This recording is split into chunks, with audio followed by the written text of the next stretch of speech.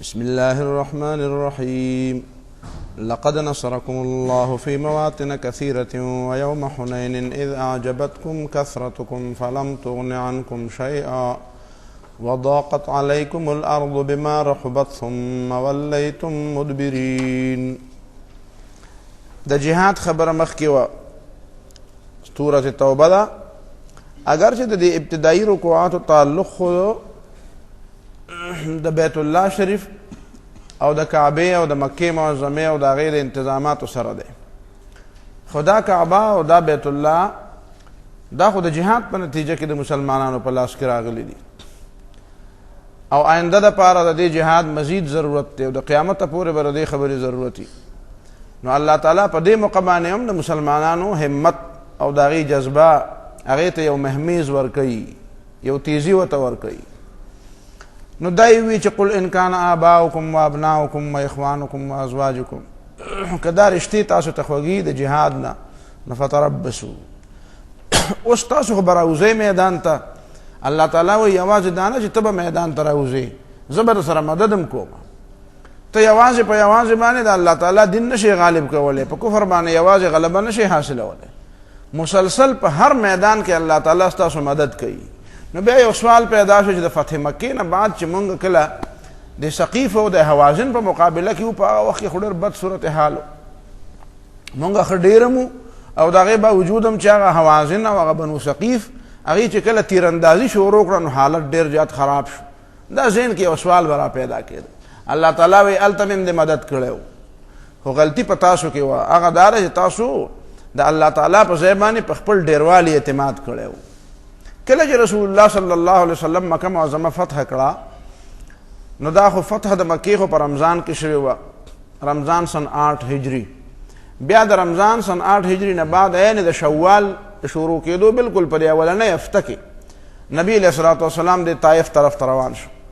نو دا حنین چې دی دا د طایف په دې لاره کې یو علاقه ده، یو دره ده. نو دې دره کې نبی علیه الصلاة والسلام روان و. نبی علیه الصلاة والسلام ته دلته اطلاع را رسېدلې وه دا د دې عربو د دې مشرکینو هغه اخرنۍ حرکت مذبوحي چې ورته وایي. حرکت مذبوحي معنا ده څاروی حلال کړي او هغه د لتې وایي او د لتې ټکوي. نو کوم سړی چې په دې خبره نه پوهېږي هغه وایي لکه دا ډېر زبردسته نقصان وشو، دا خطرناکه خبره ده، وګوره لتې ټکوي. حالانکې دا د هغه اخرنۍ حرکت بس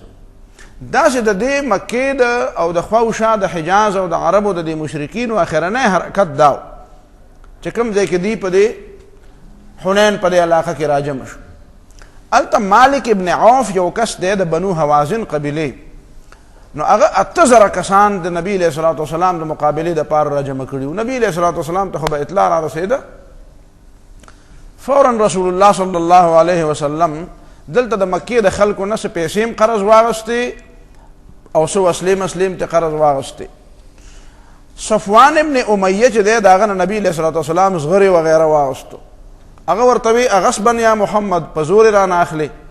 نو هغه وی نه عاریة مؤدات، بیا به دله واپس در کوم، خو زما ضرورت. او دا صفوان لا مسلمان شوی نه و، صفوان ابن امیه. بیا دارنګې د رسول الله صلی الله علیه وسلم د ربیعه مخزومی نه 30,000 او د بعض روایات مطابق 40,000 درهم قرض واغستو چې دا به تله زه واپس در کوم. چې بیا واپس راغی نو بیا نبي علیه الصلاة والسلام هغه پیسې قرض ورکړې او دی صفوان ابن امیه له خپل زغرې واپس ورکړ. دی روانو نبی علیه الصلاة والسلام وایي په خبره باندې 12,000 کسان ورسره وو. 10,000 کسان هغه چې د مکې معظمې د فتح دپاره راغلي، 2,000 کسان هغه چې په دې مدینه مکه معظمې د فتح نه بعد مسلمانان شوي، هغې ته طلقا وایي. طلقا معنا دا ده چې دا د الله تعالی د رضا دپاره نبي علیه السلام آزاد کړو. طلیق آزاد ته وایي. خبره باندې پوه شوې. نو دا 2,000 نوي ساده تازه مسلمانانو مکه باندې نبی علیه الصلاة والسلام حضرت عتاب ابن اسید مقرر کو او دغه وادي حنین طرف ته روان شو. نو دا حوازن قبیلې والا دا پرې تیراندازۍ کې ډېر زیات تکړه و. نو دوی په دې حنین په دې علاقه کې اچانک په دې باندې په غرونو کې ناست په طرفونو کې او دوی خو په بېغمه روان او دا وخت کې به ځان سره یو بل سره خبرې کولې چې دا نن چې موږ څومره یو 10,000 کسان د مکې په فتح کې او 2,000 کسان په یو څو ورځو کې اضافه وشوه. نو دومره خو موږ په تعداد کې چرته هم نه وو. نو دی په دې خبره باندې الله تعالی ردینا یو عتاب او یو ملامتیا په نازله کړي دا د اوسه پورې تاسو کامیابی حاصله کړي ورندا تاسو تعداد زیاتو هغه 8000 دي او تاسو 12000 یې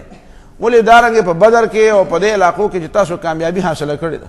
یا په غزوه خندق کې تاسو الله تعالی فتح او کامیابی درکړو دشمن راوز غلید نو دا غي معنا خدا نه ورس تاسو تعداد زیاتو دا خبره د الله تعالی خو خنشو نو دا یو تازیانه غوندګي یو چابک غونته کې دا الله تعالی د خپل نیکانو صالحانو د اصلاح د پاره کوي یو تازیانه او هغه باندې د قران دغه تفسیر دا چې کله دا اچانک دا غشي راوریدل شروع شو نو صحابه کرام خود شي به اختیار روانو خو بیغه ملکو ته بیغه مناسه او ناسه پس شي شنو ارسله بمنډوي دا خو سنت چې ګینه دا خو انساني فطرت دی رسول الله صلی الله علیه وسلم په خپل سورلې باندې سورو او حضرت عباس حضرت ابو بکر حضرت عمر حضرت علی ابو سفیان او جعفر اسامه ابن زید وغیرہ دا کسان د نبی علیہ السلام سره چار چاپیره ولاړو او دا غشي وریدل او رسول الله صلی الله علیه وسلم اعلان وکړو وایي په خبره باندې وی ان النبی لا کذب زرشتینه پیغمبر په داسې موقع خو خلک ځان بچ کی خلک ځکه خلک خو هغه د سر سړی ګوري هغه باندې گزار کول غواړي او نبی علیہ السلام ته ځان خې جدار دلته ولاړم دا پیغمبر هغه مقام دی هغه عظمت دی هغه جرأت دی چې هغه د ټول نزیات په نبی علیہ السلام کې دی انا النبی لا کذب زه پیغمبرم دروغ نه پیغمبر د میدان نه نزي او انا ابن عبد المطلب د عبد المطلب وسیمه او تپته د دنیا می پیژن بیا بهر حال نبی علیہ السلام نه خلق را چاپیره شو او بیا په ورل نو بیا الله تعالی دی لفتح ورکړه او ډیر لوی مال غنیمت شپږ زره تقریبا کسان دی په قید کې رال شپږ زره بعض روایتو کې سلور زره راغلي 12 زره او خان چې دی اغا د دې په غنیمت کې رال په زرګونو نزیات چې د ګډي بيزي او سو او سره او سپین او داد نبی علیہ السلام سره مال غنیمت کې رال دې باندې دوه خبرې لګي مشکلي یعنی خلکو په دې چې کومه تبصره کړې ده نو هغه کې دوه خبرې اهمه اوله خبره دا ځینې خلک وایي چې دا خلق چې دا تتر بیتر شو یو ځای بل ځای نو دا بنیادی وجه دا وه چې دا کوم نوي کسان چې وو د مکې معظمې ده دا چې نوي مسلمانان شي اول کې دوی منډه کړه او ښکاره خبره ده چې په فوج کې او په لښکر کې څه کسان هم منډه وایي نو هغه باقي خلک وایي چې کېدای شي داسې خبره به راغلي موږ ته به پته نه یو خبره به صورتحال به خطرناکي نو دا د هغه نورو دپاره د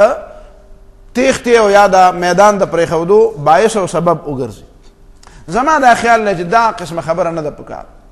اصل خبره هم دغه ده چې قرآن کومه کړې ده اذ اعجبتکم کثرتکم دا یې نه دی ویلي چې په تاسو کې نوي مسلمانانو او د هغې تجربه نه وه او د هغې ایمان لا دومره مضبوط نه و نو هغې ځکه تیښته واغسته نو تاسو دا نور د هغه د وجې نه دا تبصره قرآن نه کوي قرآن دا تبصره کوي چې اعجبتکم کثرتکم دا ستاسو کمزوري وه لهذا دغه تبصرې طرف ته توجه وړو پکار نه دویمه خبره دلته دا ده چې رسول الله صلی الله علیه وسلم د مکې د خلکو له ډېر زیات مالونه ورکړو سلو خان دا څه وړه خبره نه وه سلو خان به د ټول نه لوی انعام د دې سلو خانو نه زیات غټ شی قیمتي شی بل نه و په دیت کې به هم سل دا د انسان قیمت یو قسم ده خو رسول الله صلی الله علیه وسلم د مکې سردارانو نه چې بعضې پکې لا کافران هم